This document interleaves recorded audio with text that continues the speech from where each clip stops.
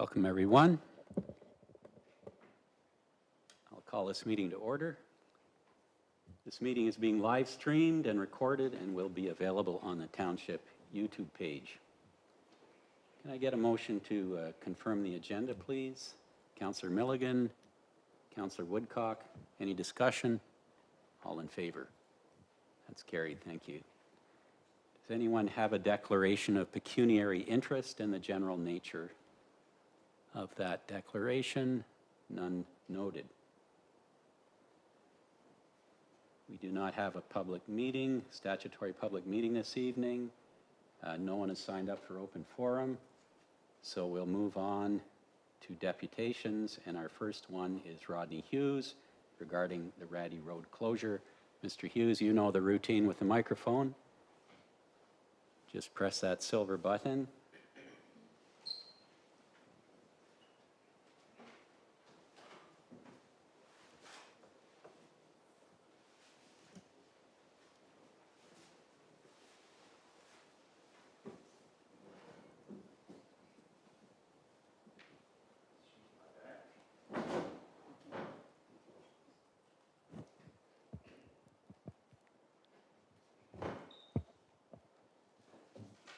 Okay. Reeve Wise, councillors, we're here tonight to present some background on Ratty Road that we think needs to be considered in your discussion. So far, what you have is a road that washed out and a road that has been serving our community for a number of years. I hope that we can agree on one thing right at the start. There's never enough budget to meet all of our needs. Therefore, when we are looking at making repairs, and this is what we are suggesting has to be done, that we look at a repair that'll be lasting and won't be costing the ratepayers every year to fix because we didn't fix it to the level it should have been. Ratty Road is needed by our community. It is used year-round, and it's important to promote present and future community unity and development. If we could have slide one put up. This is the road we're talking about. This is the road that we've had an interruption for, and some of us are getting frustrated that we can't use it. And it's been kept open and serviceable for over 200 years. It was put in to provide a year-round access for people in the community. The road that we're looking at, this part goes from Mud Creek to Centreville Road. This is the part you're looking at, a discussion about whether to close or not. And it's the part that in 2000, with the rest of the road, and in 2019, you assumed ownership of it, which meant obligation for repair and maintenance. And in 2021, there's a bylaw to permit the widening of the road. So it must have been a valuable road for the infrastructure if it was needed to proceed to that level. So now we know that starting off, it's a road that's needed with our infrastructure. Tonight, I want to look at the road from 4 different areas: the promise and commitment, which is at my heart, cause, cost, and need. And this will supplement the attachment that went out with your minutes. If we have slide 2, please. This is the washed out area. Just take note of the gravel pile up, the section that's out in the middle there, and then another pile of gravel. And you can't see it very clearly, but if you look to the, as far as you can see, the road to the south is just as good as the road to the north, because it's well maintained and it takes very little to maintain it. That road was constructed to provide year-round access for the community. Kids from west end of Hinch Street walked across that road to school for years when the school was operating. Okay, the other part that I did a check to say, did it really cost a lot to keep that section? This is really the reason that the road is there in the first place, because of the crossing at Mud Creek was serviceable. Did it ever be a burden to the ratepayers to keep it maintained? And I could find nothing in the past council meetings that I could access that said that it was a burden. It just became one recently. Okay, slide 3. This is the looking from the north to Mud Creek, and that's the road that when the solar went in was upgraded and raised to get to the eco panel, and the Council for the Ratepayers Protection had a monitoring committee that signed off compliance on the structure of that road and the installation. Slide 4, please. This is what the farmers were faced with when they settled in this area in terms of the farms that went across Mud Creek. This is the marsh we had to cross, and that was the reason for the road. 2 things to note: the vegetation, which is a real plus in terms of water purification, but it's a real problem in terms of potential problem for water flow through culverts. Okay, it's the next slide.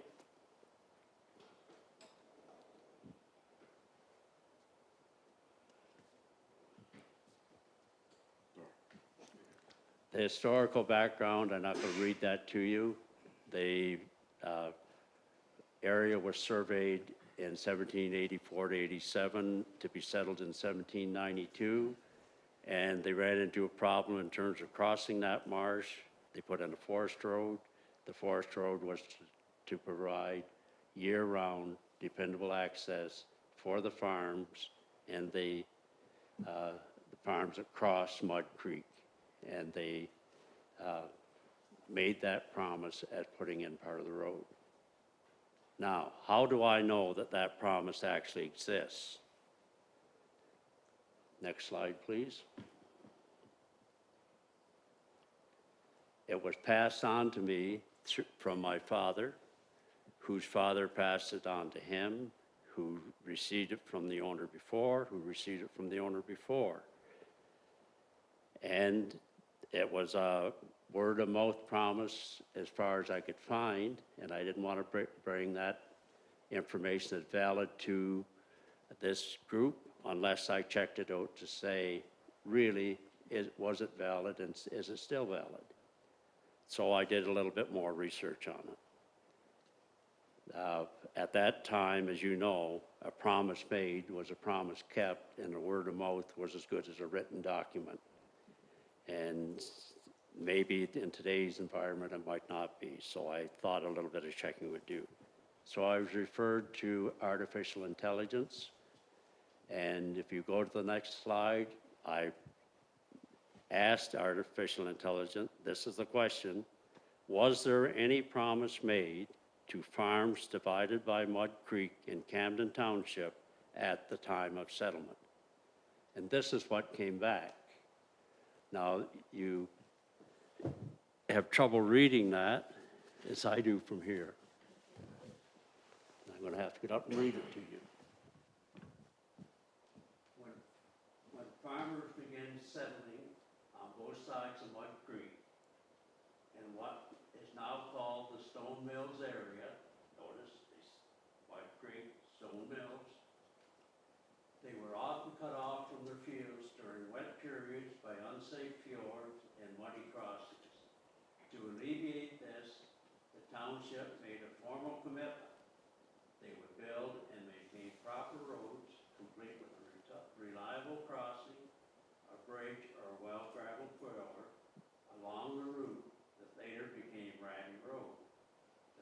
promise of a road assured farmers on either side of Mud Creek had a dependable year-round access to their land.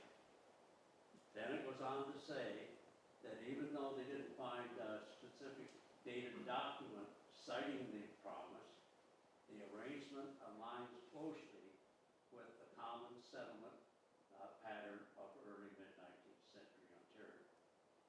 And then they talk about other incentives and how the road building commitment was done and the evolution, and it says it's evolved into Ratty Road. In other words, you've assumed ownership.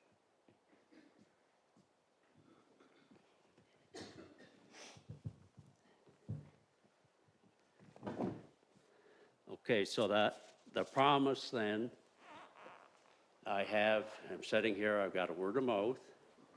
I've got a chat saying, yeah, there it is, but I couldn't find a paper yet. So then I said, well, the people that are really concerned about farms is the Federation of Farmers for Ontario. So I gave them a call and asked them, are they aware of such a commitment, and do they expect it to be honored? And their answer was, the promises of that type are etched in stone from their point of view. They're an aggressive group. I think they would go after making sure that it was honored. And they repeated to me, a promise made at time of settlement to a farm carries through for the life of the farm. So that's, to me, then says it has to be valid. And on that basis, the commitment or the promise exists in my mind, and it should in anyone's mind. Now, what evidence was there that the commitment was ever honored? Next slide. Oh, there it is. The crossing never closed after it was constructed. It remained open and accessible. People crossed it. There were a little bit of water across the road at certain times, but it never stopped people movement through the muddy area, that Mud Creek area. And the fact that the present township took ownership and spent money upgrading the road and widening it through that bylaw indicates that it serves the ratepayers of this community as part of our infrastructure and therefore is needed. A road is a valued community resource that decision makers are entrusted to preserve and maintain. And when you look at what you're doing with the road, sorry, I shouldn't say what one is doing with the road, we should be looking at preserving as the basis of investigation, not closing. Because road closure is usually a forever decision, and it always has lasting impact. Okay, the next slide. Now this is a big one with me, not lower it down, please. No, the other way. Back. No, you're going the wrong way. Whoa, just leave cause up there. Okay. This is a big one with me. Need, I think, is quite established through historical and the honoring of commitment.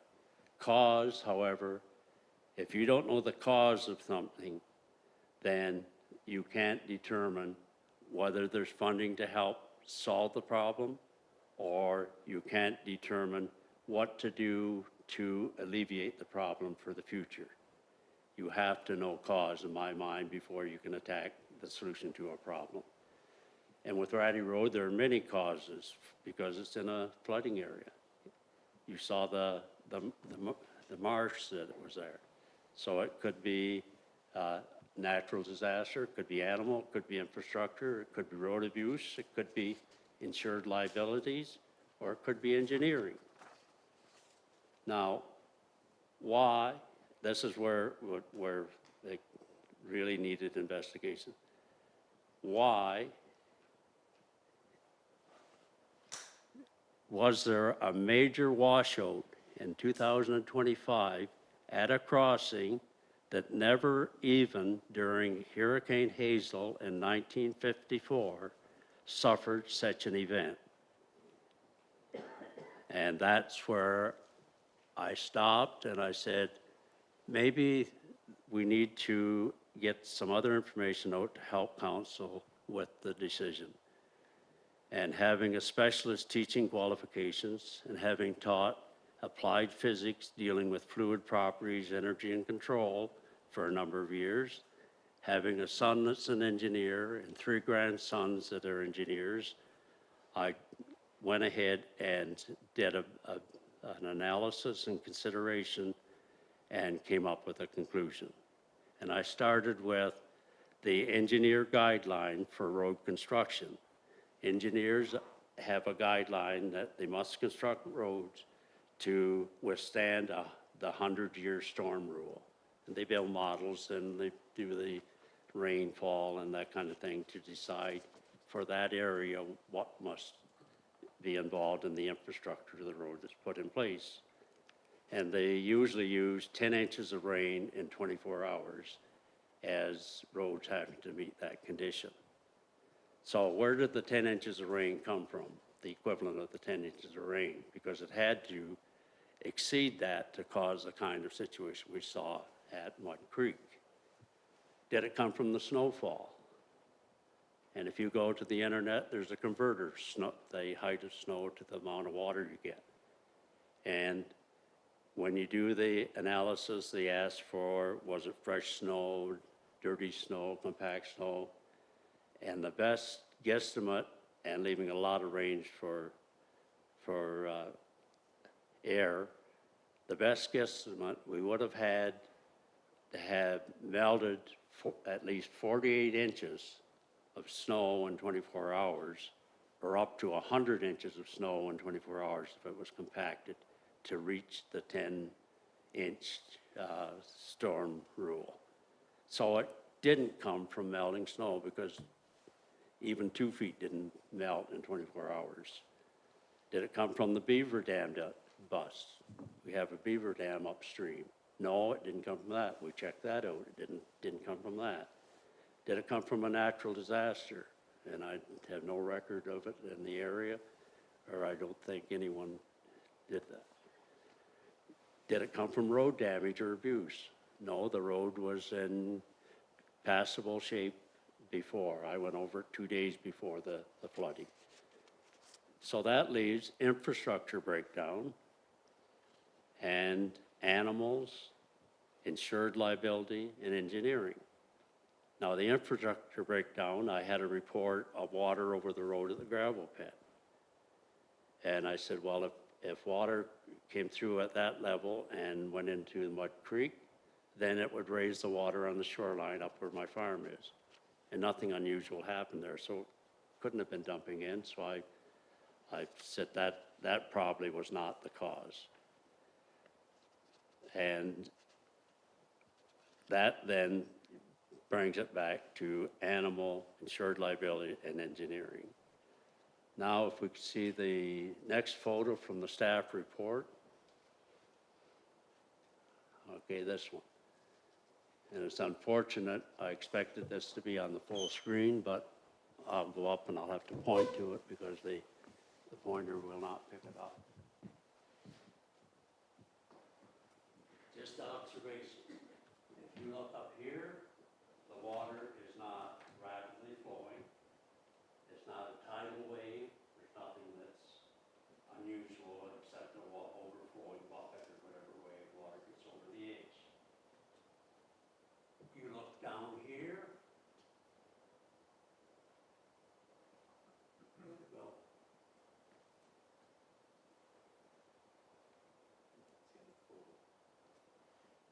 Right here, there's a culvert coming in.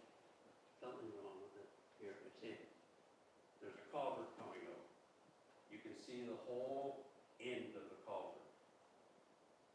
This culvert is 4 feet below here. The water level is 8 feet here. It's 4 feet here. Now, what would you expect to be happening at the end of that culvert? I would be expecting with the pressure down at 10 pounds per gallon of water and all of the forces coming in, that it would be almost spraying. Hardly anything was going on.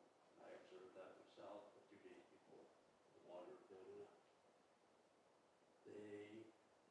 Down here, if you look at the level of the actual creek downstream, it was down another 2.5 feet below the culvert. The whole culvert was exposed. And it shows up on the, if you look at the pictures you were presented at before. So, what would cause that to happen?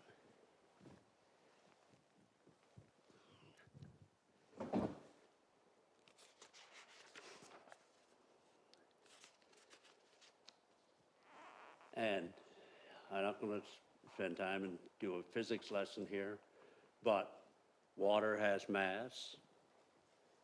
Water can exert pressure like anything else when you give it mass. When you store water, it stores its energy as potential energy. When that potential energy cuts loose, it becomes kinetic energy, and that kinetic energy can do a lot of damage. And that's what happened to the road. When the material can't resist the energy that it was faced with, then the road eroded. Now, next slide, and we won't spend much time on it. And again, this one you can see a bit better. There's the end of the culvert, and see the plug at the end of it. Next slide. This was taken in April. There's the other end of that culvert. Not gonna tell you what I see, you can make up your mind on that.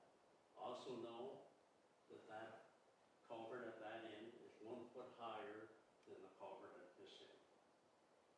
And the culvert at this end sets on the mud in Mud Creek.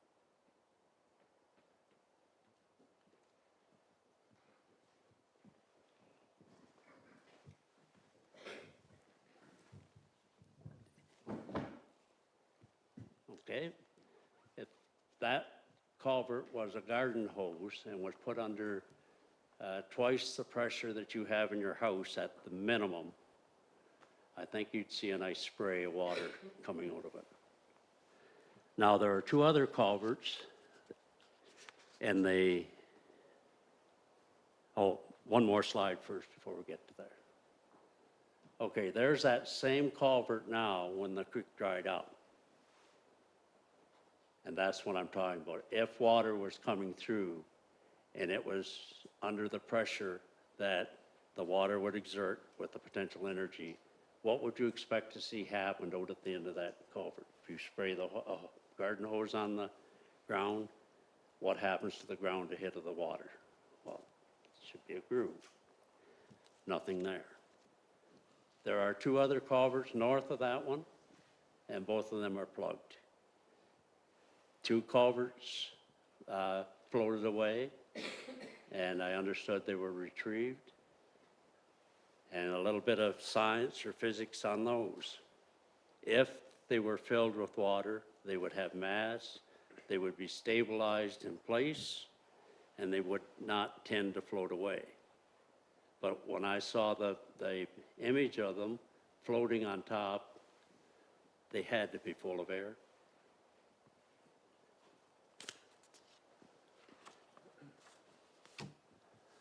Okay, let's quickly go through the others. Now, it can take a lot of time because it tells you how you got there. Next slide. This one just shows the equal culvert with the debris building up at the end, and the one below it, next slide, shows you it about half blocked with debris because we're in a marsh area. Next slide. Now this, back down a little bit, please.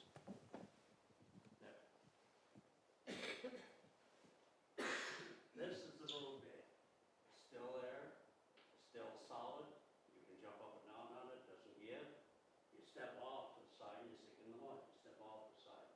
So the guys that put that in, or the people that put that in, did a great job in finding a spot that would be dependable year-round.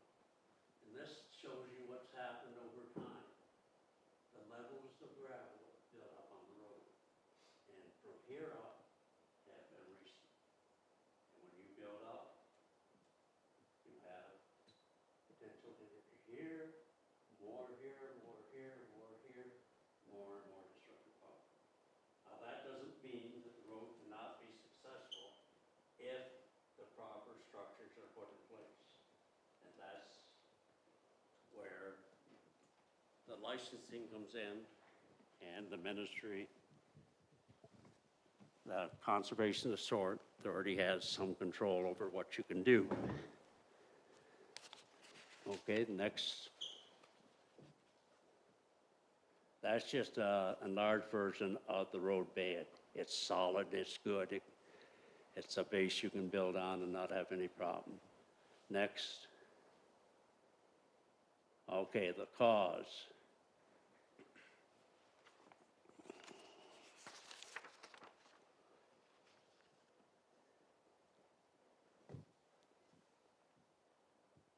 Okay, after let's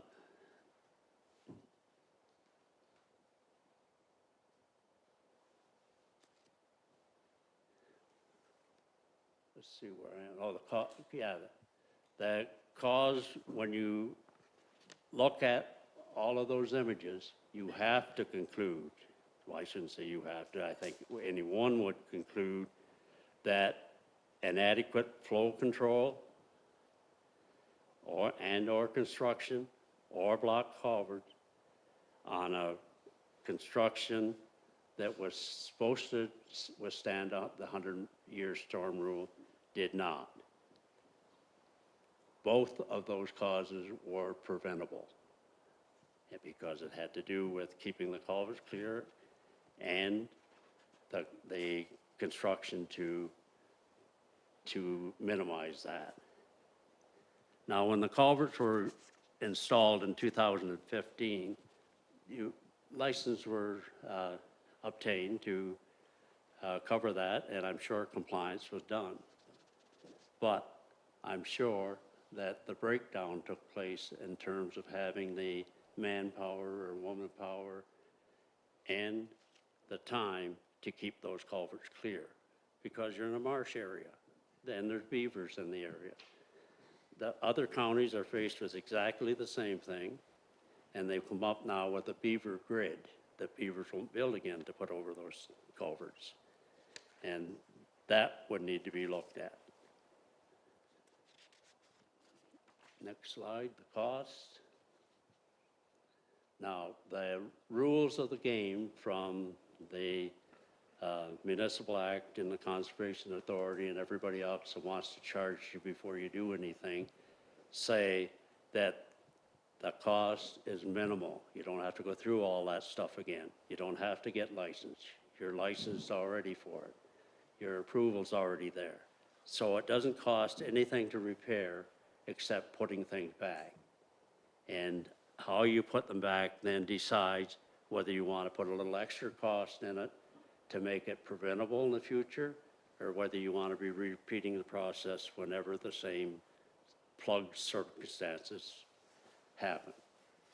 And you have to decide then, in your costing, what's the best way to go about it. Because the raw materials are at the site. I didn't see that anyone carried the gravel off. The culverts are there. The labor is part of the township, and the equipment is part of the township. And there's no other need that I can think of, unless someone else can come up with it, that is needed for the repair. And the funding source, if you look at the staff report, said that it would be funded out of the 2025 budget. So that means it was already budgeted for to repair. And keep in mind that when the solar come in, they set up a vibrancy fund for the whole township. And it's available if needed to do the preventative stuff. And the solar addition to the assessment base has got to be a major source for emergency kind of stuff. Now, on the repair side, I also found out that if you do an emergency repair, you have a lot less regulation as well. So once you found the cause, then I think it should, then I would look back over how it happened and see if there was any source of funds to alleviate that. I don't know of any unless there's something under the, what is it, 340,000 approximately insurance policy that's paid for, whether it's above the deductible or not, but it might be something in there that would be a source. Okay, that's basically covers the cost, and the last section then is the need, and I have, because I knew this wouldn't show up, if we could pass out a copy to each person. Whoops, I need to keep, oh no, go ahead. Go ahead. Yeah. I prepared an executive summary so you'd know that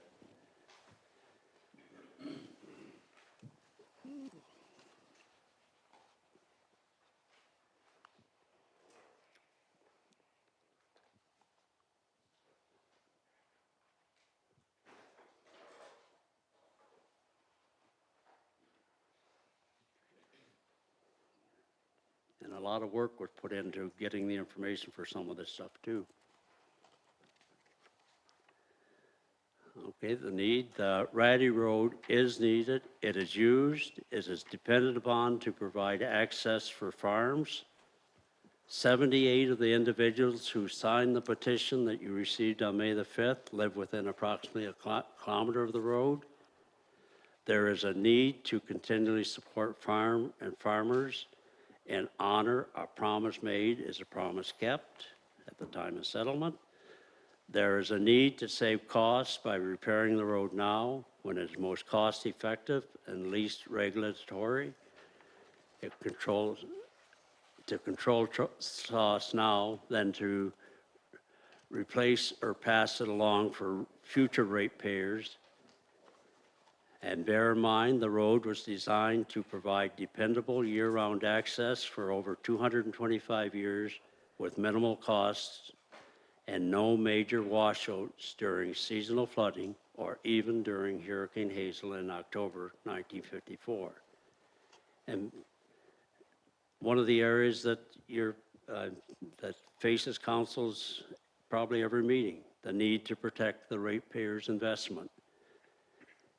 The investment in road widening and the investment in ownership and the investment in licensing for approval.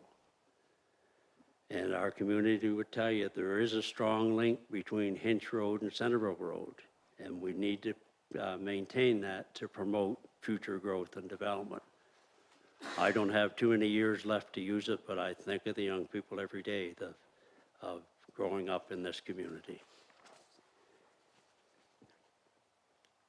And community interaction, this, as you know, live in with the community you live in, the interaction for present and future generations will either be promoted or discouraged by providing the avenue for them to interact. So the decision is a major one and cannot be taken lightly. The existence of Ratty Road influenced and contributed to the social development. There's 37 homes now within a kilometer. Economic development for farms to get access and access to service. And environmental, so the saving the environment with the solar and saving the fuel for farmers not to have to drive that extra 8 kilometers to get to the back of their farms. And the biological, a lot of it is now environmental protected areas, and it serves wildlife and water purification, and it isn't contaminated by farm use or other use. And finally, the road is needed. A promise and commitments to farm is to be respected. The washout was preventable. The dry summer has revealed the flaws and strengths of the crossing structure, and that should enable your knowledgeable, skilled, and capable Public Works Department to repair the crossing within a budget, preventing future washouts, and providing manageable, low-cost maintenance. History has shown that if you check the history of it.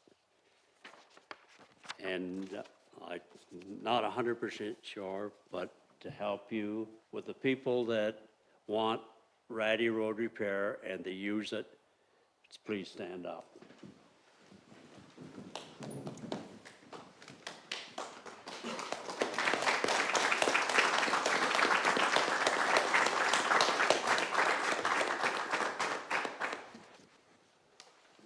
And a couple little anecdotes for you. We have a babysitter that had to give up her job because Ratty Road no longer provided the road that she could safely go, and had to depend on someone taking her around because she lived here. The other person lived here. She had to go all the way around one way or the other to get there. We have two hockey players. One, they both play in Tamworth. One, or they both practice their skill together, whether it's road hockey or whatever, by riding their bicycles down Ratty Road. They can't do that any longer. They have to depend on either risking the travel on Centreville Road and Hinch Road now that are 80 kilometers an hour on their bike, or having someone take them to enjoy improving their hockey skills. And we also have a bus that used to provide a service for the school system that used Ratty Road, that now, because of the extra, are looking at increasing the cost to do that if they can even provide it. So Ratty Road is significant, and Ratty Road needs to be repaired, and it needs to be repaired in a way that lasts. Thank you very much. Thanks very much, Rod, for that thorough presentation. I usually allow 15 minutes for delegations, but we have a light agenda, so I decided to let you forge on right through to the end. It was very thorough. I appreciate that. Any questions or comments, Council, for Mr. Hughes? Could I then get a motion to receive? And I would suggest a motion to make sure that his information gets to the Public Works Department to inform them in their future reports and decisions.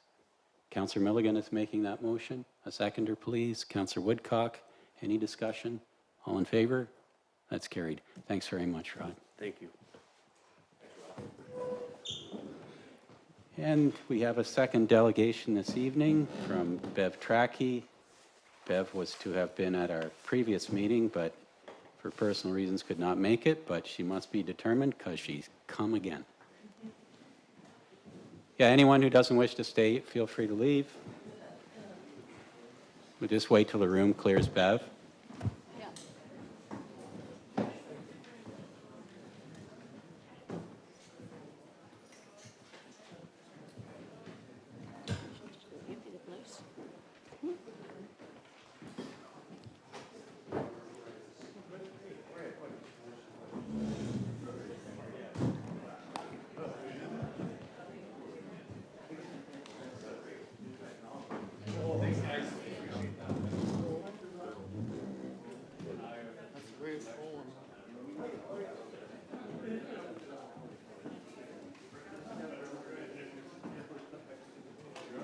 Could I have a couple minutes just to mention something that wasn't? No, I'm sorry. We're way over time now. If you want to come to another matter. No, I was just going to say. No, I'm sorry. I can't entertain anything.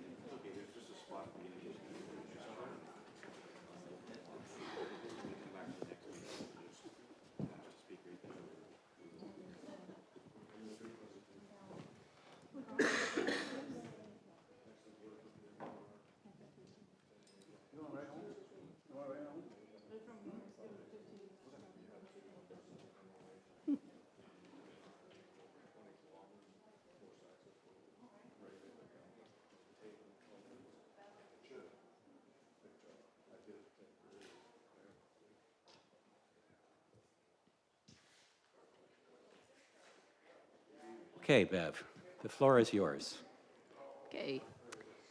Reeve Wise and members of the Council of Stone Mill Township. I am Beverly Trackey from Enterprise, and I am here to present an addendum to my previous presentation on solar panels. I stated that silicon was used in 96% of global solar shipments in 2022. Silicon is both cheap and abundant. How exactly does silicon create electricity in solar panels? In order for the movement of electrical charge through a medium, it must be a semiconductor. It must have free electrons to carry current. Unfortunately, the pure silicon used in solar panels is not a good conductor of electricity in itself. It's an insulator. Silicon has four electrons in its outer orbit. These electrons bond readily with their neighboring atoms, forming a stable lattice. There are no free electrons. Each cell in a photovoltaic or PV panel contains what is referred to as a silicon wafer. There are typically 72 cells in a commercial PV panel. These silicon wafers can be altered by a process called doping that enables them to carry electricity. Impurities are introduced into the pure silicon lattice. The end result of doping allows the movement of electrons through silicon and thus creates electricity. Doping changes silicon from an insulator to a semiconductor. The top of the silicon layer can be infiltrated with phosphorus, antimony, or arsenic. Each of these elements have 5 electrons in their outer orbit. Obviously, one electron has nothing to pair with, so a free electron has been introduced. The negative charge of this free electron is the basis for the name N-type doping. To complete the necessary framework for electrical conductivity, a second doping agent is introduced. Boron, aluminum, or gallium are added on the reverse side of the silicon lattice. Boron, aluminum, or gallium each have only 3 electrons in their outer orbit.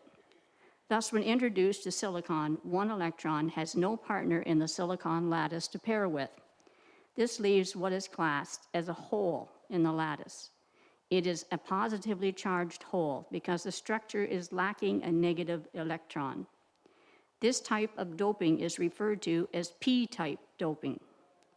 The positive holes introduced accept the negatively charged free electrons. When excited by the sun's energy, or photons, the free electrons are separated from the created holes and an electric field is established with a one-way flow or direct current. The electrons are moved along fine metallic grid lines and a rear metal contact is added for conductivity of the cell. The most common doping agents used in silicon solar cells are phosphorus and boron. Boron appears to be harmless to humans and the environment. However, this cannot be said for phosphorus. The phosphorus introduced into the silicon layer may be in a gaseous state, a liquid state, or a solid form. All are equally toxic. According to the World Health Organization safety data sheet, phosphorus itself is not combustible, but enhances combustion of other substances. Many reactions may cause fire or explosion.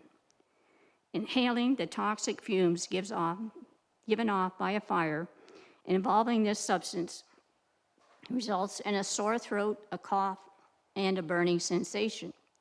This leads to shortness of breath. Reactions may be delayed. Immediate medical intervention is required.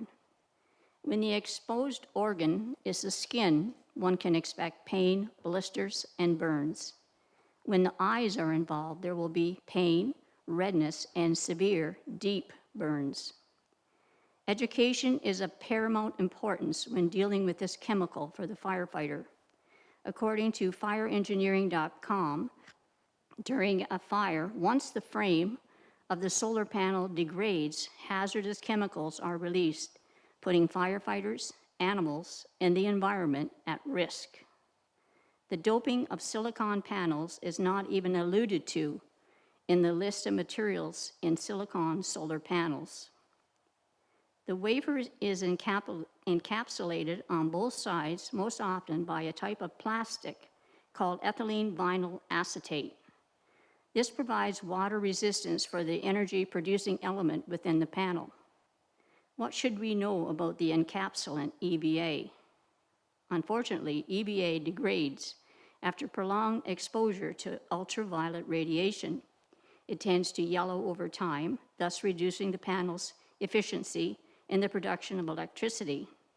Its ability to keep moisture out of the panel decreases with time also and results in corrosion of the metal within the wafer. EVA is subject to melting in high temperatures. Its adhesion to the glass and inner components of the wafer makes recycling of the panel challenging. Finally, EVA is flammable and thus provides little protection against fire. How often do solar fires occur? The actual number of fires involving PV panels is hard to estimate because Canada, the UK, and US do not have a national database dedicated to solar fires. Imagine a new technology that's spreading like wildfire across the world, and yet a tracking system to verify its safety has not been established. We do know that panels age under the stresses of the outdoor elements, increasing the probability of failure within the panels. The most drastic outcome of failure is fire. Direct current electricity produced by solar panels also carries with it a risk not found in traditional alternating current grid system. DC current cannot be shut off. Disconnecting it from the grid does not stop the flow of the current. As long as there is a source of light, even light from the fire trucks, this current continues to flow. Sufficient electricity is produced even from a moonlit night to create a lock-on hazard, which is the inability to let go of an electrified object for the firefighters. Firefighters must be educated and trained regarding the properties of DC power to avoid electrocution. A list of helpful tips for setting up a solar farm is published online by Fire Safety Compliance in the UK. They recommend maintenance of the site and remote monitoring of the panels, inverters, transformers, and switchgear for overheating, particularly in remote areas. Regular inspection of the solar component should be made. Firefighters should be aware of shutdown procedures, the layout of the solar farm, road conditions, and available water sources. Organized fire breaks and the installation of lightning rods are also suggested. If you examine the map provided by Intergex, you will notice there are white areas within each of the selected areas to receive thousands of solar panels. I was informed by Mr. Dean from Intergex that the white corresponds with a setback from a water course. I believe the Kellyville Road future installation involves part of Carmen Creek. Carmen Creek finds its way south until it empties into Camden Lake. In the case of fire, will these setbacks be sufficient to protect this and all other sources of water? My final point is this: should you be so fortunate as to avoid a fire within the 25 to 30 year lifespan of the proposed panels, most of us here will no longer be faced with the problem of disposing of these toxic panels. However, our descendants will be left with this problem. Unfortunately, according to the VCTgroup.com, Canada does not currently have the capacity to efficiently recycle solar panels or legislation governing their end of life as e-waste. Canada relies on shipping used panels out of the country for processing. With the thousands of acres of these panels accumulating, a solution to recycling these panels should have been found yesterday. In an article published by the University of Waterloo entitled "Disposal of Photovoltaic Waste in Canada," a warning is issued. Burying PVs in landfills causes the heavy metals they contain to leach into groundwater and soil. Consuming the resulting contaminated water and foods can lead to irreversible damage of the nervous system, heart, lungs, liver, and kidneys. PV waste is at risk of becoming a public health crisis. The 2 solar projects already approved and in existence in this township have created 375,000 solar panels to be disposed of. With our government neither classing these panels as e-waste nor hazardous waste, where will these panels end up? If the companies proposing these projects are not forced to find a green acceptable solution for the disposal of these panels, who will ultimately pay the price? The University of Waterloo, in their article, foresees this conundrum falling back into the rural landowner's lap. They state, landfill sites selected to bury PV waste tend to be in a rural, indigenous, and/or low-income areas. The resulting toxic leaching disproportionately affects these marginalized groups, undermining social equity. This council has a responsibility to their citizens to analyze this issue from all angles. The health and welfare of our citizens now and in the future must take precedence. Thank you for your time. Thank you, Bev. Any questions or comments for Bev? Go ahead, Councillor Fenwick. Thanks, Bev. That was really well done. And I did review a lot of the documents here, and it was excellent. The 375,000 panels, and I apologize, I've never looked into anything to find out how many we have. Where did you access that information? That we have 375,000 in stone mills? Well, the 2 documents are at the end. Oh, I didn't look at your actual. Yeah, Sorry. they're the last 2 documents on it. Very, very. Yeah, the one was 2009, Okay, that's 126,000, so I and read the it. other one was 219. Okay, there we are. Yeah, you got Yeah. footnotes in there. My apologies. I'll look into it myself. Thank you. Yeah. Anyone else? So I'll have a few comments. That was very thorough and very interesting. I learned a few things that I wasn't aware of, and I do look at alternative energy fairly thoroughly in my own life, and I have solar panels on my farm. It seems to me that recycling systems are already in place in some areas for solar panels, in Europe particularly. All the materials, or most of the materials, are recyclable, but you're quite right. There is no legislation requiring recycling of those panels. There are no facilities in Canada that are set up. I would suggest that there's about a 20-year window to develop such facilities. It's the same with wind turbine blades, carbon blades. There's very few, but they are being developed. Our problem is we don't have the luxury of time with climate change already causing us disasters around the world, increasing our risks to life and property and our costs for insurance premiums and so on. Just down the road, we have 2 huge gas burning facilities that are causing methane pollution, which is exacerbating climate change. There isn't any electricity producing system that does not carry these risks for which we have current mitigating factors. So as a township, there is little we can do about those macro systems of energy generation. But what we can do is require the company or their successors, should the project sell, and this is all assuming it goes ahead. You know, there's nothing been approved yet. We've been asked to give approval in principle, and that doesn't bind us to anything here.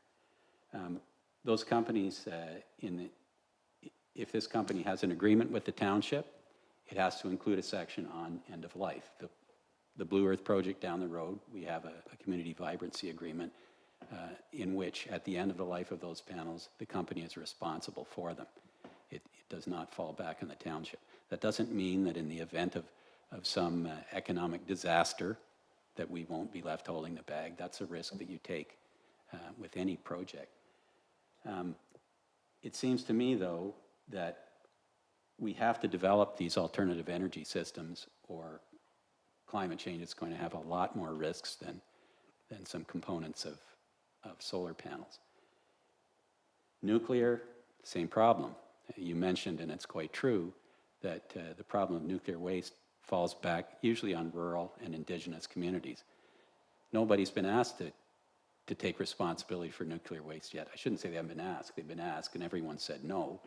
So Canadian nuclear waste is stored on site at Darlington, at Bruce Nuclear, and whatever the one in New Brunswick is. So that's providing half our energy in Ontario. It's probably the riskiest energy generation that we have in terms of toxicity is nuclear waste, yet we go ahead. We need the power. We think it's a calculated risk. So I'm sure you've thought of these things as well, Bev, and I'm just sort of stumped as to how you think the township should proceed. Do you think we should not approve this in principle, or should we give approval with conditions such that Energex would be responsible for the panels? What's your suggestion, or what's your thinking in terms of how we should proceed on this? I just wonder where the township would stand if these companies go out of business. What happens then? Yeah, the current agreement, I think, refers to Blue Earth or its successor as being responsible. But you're quite right. If there is no successor, I assume the township would have some liability or responsibility, not to mention the landowners. This is all on rented land. So the landowner is probably the one left holding the bag. Mm-hmm. Yeah, so it's the landowner that's taking that risk, but it would surely fall on the township as well, because the landowner would sue the township and so on and so forth. That's the risk you take. What I would suggest is that, including in our motion to receive, that we ask Energex to respond to your very thorough technical analysis of the situation and see what ideas they have. They come across as, sincere people who are genuinely environmentally concerned, and I'm sure they're not unaware of the risks that you are identifying. So that's all I can say in response to that. There is no risk-free electricity generation. Maybe we should be after the government to declare this as e-waste and do something about that. Yes, yeah, I quite agree. As townships or whatever. Yeah. Maybe Because they shouldn't be able to throw them in a landfill site. No, and I don't think anybody is suggesting that would be the fate of these. I imagine that as some of these projects reach end of life, and not many have yet, because these panels do produce electricity for a long time, they're going to be stored if there isn't a viable recycling facility available at that time, which is basically what we do with nuclear waste. We're storing it and hoping that we have an option to dispose of it safely in some manner. So, but I'll leave it at that. I would seek a motion to receive. Yeah, sorry, go ahead, Wenda. So just a couple of things. One was the last thing that was discussed about the government. And would this be an issue that the Eastern Ontario Wardens Caucus could bring forward to the government to talk about end of life and developing some plan? Well, certainly any of our municipal organizations could. I would suggest that Association of Municipalities of Ontario would be the most appropriate, or perhaps the Rural Municipalities Association. And we could certainly draft some sort of request that this be considered and a policy developed to put some pressure on the government. It really has to be federal and as well as provincial. But yeah, that's something that should be done. Yeah, go ahead, Wenda. Secondly, thank you very much for your presentation, both today and previously. The firefighter training interested me, and I'm sure that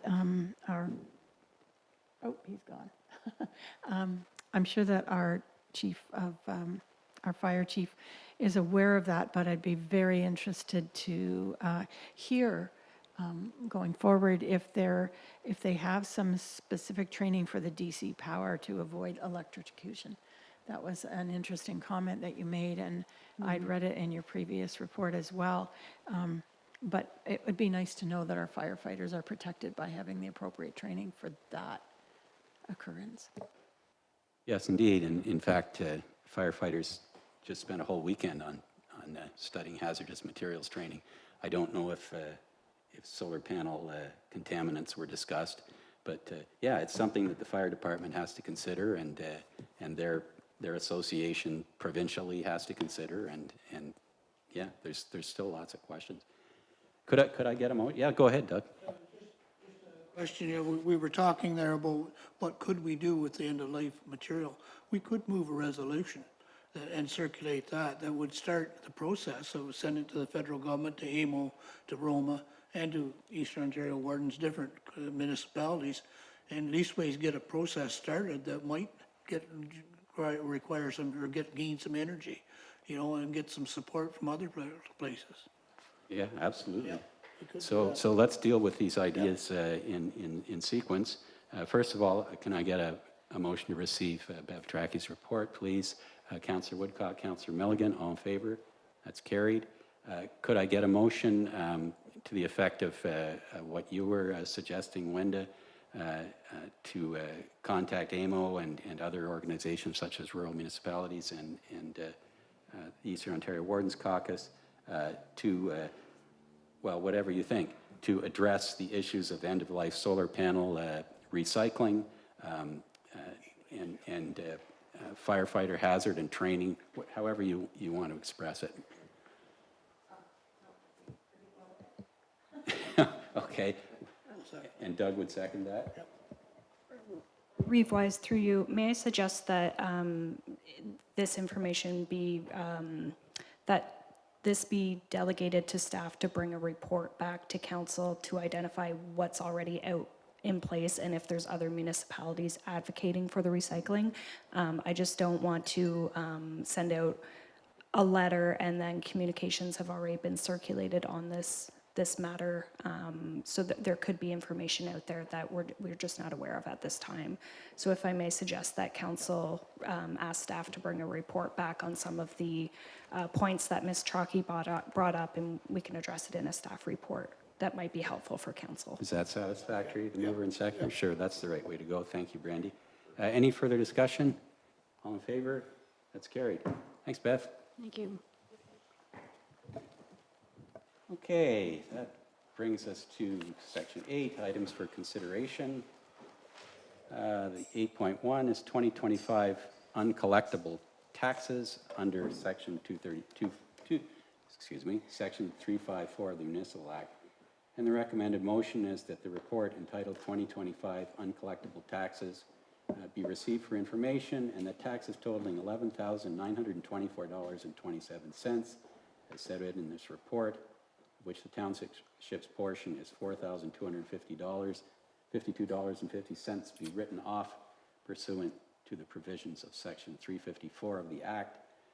2, that the treasurer be directed to remove the taxes from the collector's roll, and 3, that any associated interest be canceled. Can I get that motion on the floor, please? Deputy Reeve Davison, Councillor Milligan, and Treasurer Raymond, this is your report. Did you wish to highlight anything in particular? Through Reeve-wise, nothing further to add, and happy to answer any questions. This is a routine annual resolution that we pass. Okay, thank you. Any questions or comments for Anita? Basically, we're forgiving ourselves so that we don't have to pay taxes to ourselves. All in favor? That's carried, thank you. And still with our treasurer, statement of operations, January to September of 2025. The recommended motion is that council receive this statement for the third quarter, which outlines expenses in relation to the 2025 budget.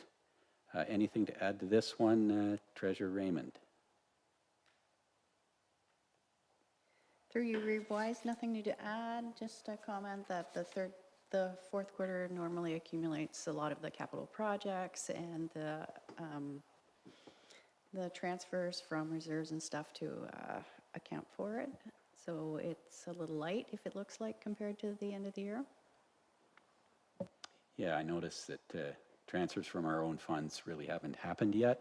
That seems to be the bulk of the discrepancy from the budgeted revenue. Any questions for our treasurer on this one, or comments? All in favor then? Or did I get a mover and second? I didn't. Yes, okay. Councillor Milligan and Councillor McDonald, all in favor? That's carried. Thank you.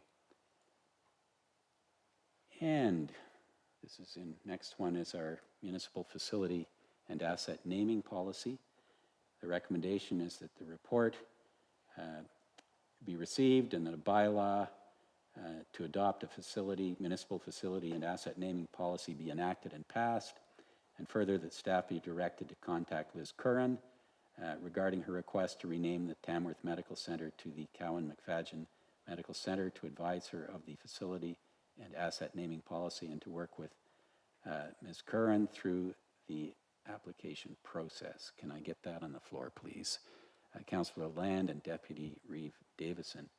Brandy, did you want to expand at all on this?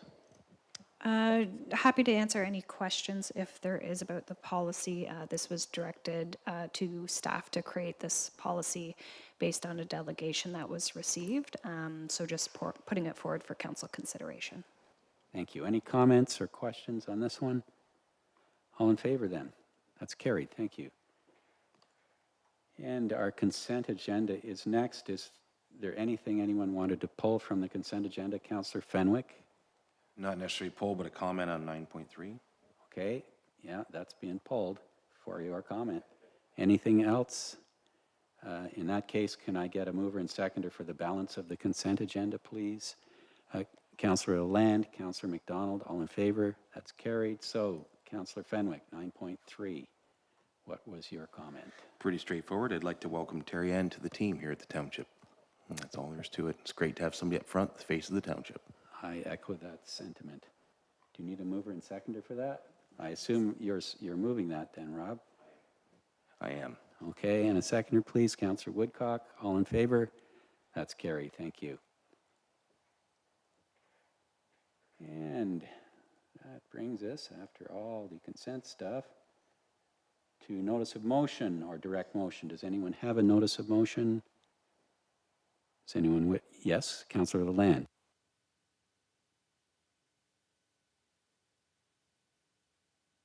Let the record show that Councillor Lalande has no notice of motion this evening. Is there a direct motion that anyone, okay, yeah, we'll go around the table. Does anyone have a direct motion on an urgent matter? None noted. Announcements. Anyone have any announcements they wish to make? Well, I have a sad announcement, and I'm sure you're all aware of this, that our colleague Henry Hogg, Reeve of Addington Highlands Township, died recently. And I have a letter that I'm hoping that someone will move. We send to the Addington Highlands Council and staff, and I will read that letter. On behalf of the Council and staff of the Township of Stone Mills, we wish to extend our heartfelt condolences on the passing of Reeve Henry Hogg. The loss of your dedicated Reeve, who served your township for many years, is felt not only within your community, but throughout our entire region. His long-standing commitment to public service and the betterment of Addington Highlands was evident throughout his extensive tenure in office. Henry was in office from the mid-'80s, almost continually. Through his work at the county level, Reeve Hogg was a valued colleague to Stone Mills, and we had the privilege of working alongside him on matters affecting us, all of our communities. His dedication extended well beyond your township through his active participation on numerous regional committees. After so many years of dedicated service, Reeve Hogg became a fixture not only in Addington Highlands, but throughout the broader region we all serve. The loss of someone who was such a constant presence in local government will be deeply felt. During this difficult time, please know that our thoughts are with you, your fellow council members, municipal staff, and the entire Addington Highlands community. Local government is strengthened by individuals who dedicate themselves to serving their neighbors and community. Reeve Hogg demonstrated this spirit of service throughout his many years in office, and its passing represents a true loss for municipal government in our area. Please accept our sincere sympathies during this time of mourning. Could I get a motion to forward that to Lennox and Addington, or to Addington Highlands, Deputy Reeve Davison and Councillor Milligan? All in favor? That's carried, thanks. I will add that personally, Henry was always a pleasure to serve with. He was never one to stand on ceremony. He was always personable and a very kind individual. Didn't say a lot, but when he did, he listened. Closed meeting this evening. So can I get a mover and seconder to confirm the proceedings of this meeting? Councillor Lalande and Councillor McDonald, all in favor? It's carried. And a motion to adjourn, please. Councillor Fenwick, Councillor Milligan, all in favor? That's carried. Thank you.